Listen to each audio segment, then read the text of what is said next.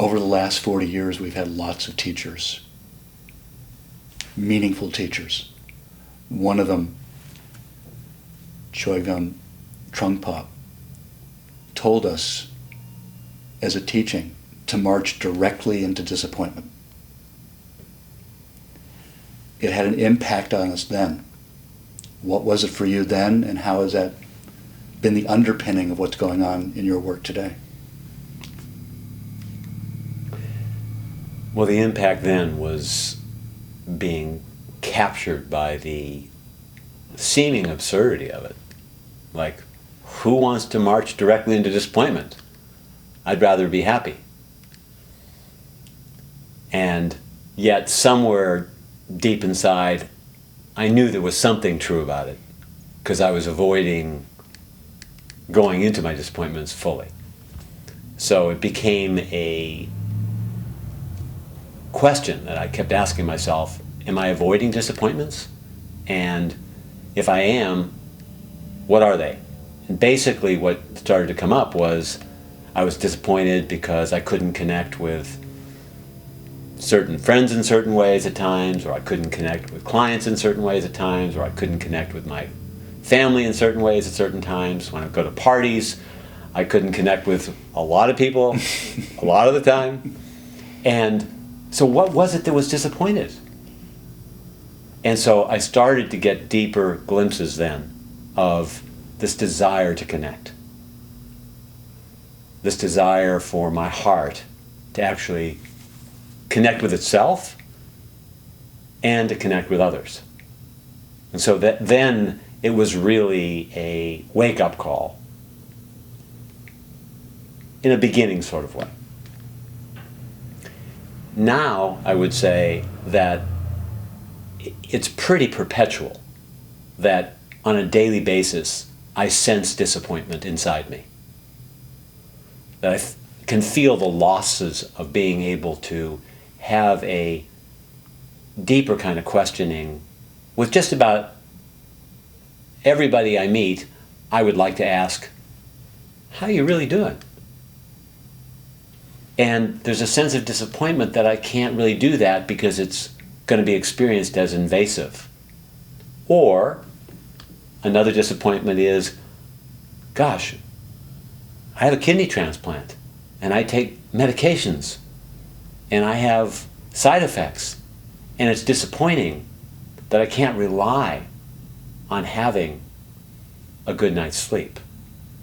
And so the disappointment itself leads to a deeper kind of questioning, which is, how do I care for myself in the face of disappointments?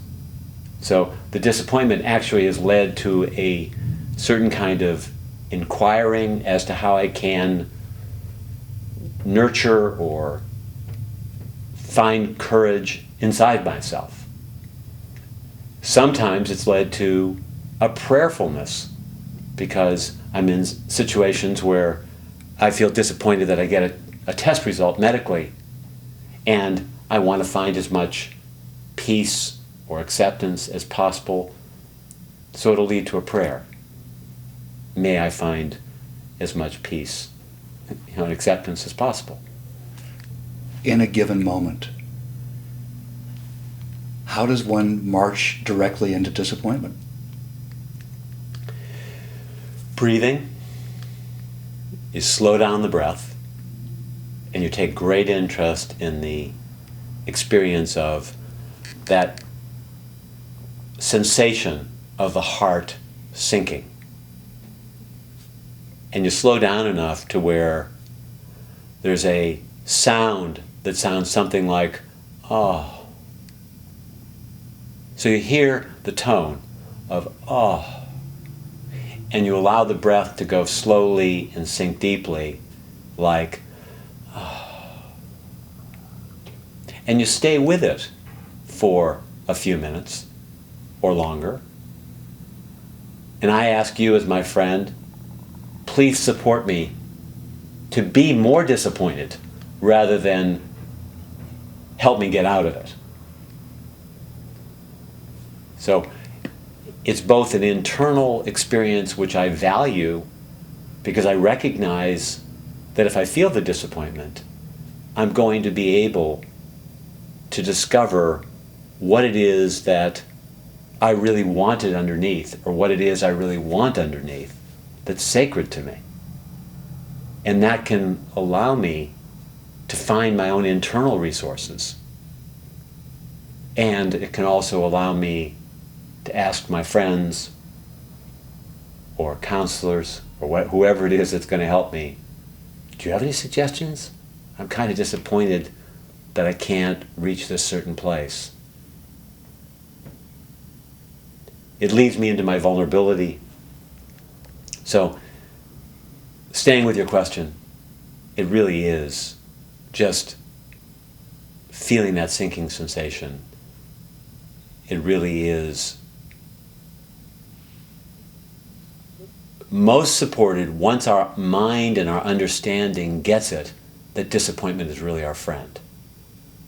If we cognitively get that disappointment is a paradox and that disappointment is the key or one of the major keys, it supports us to go inside.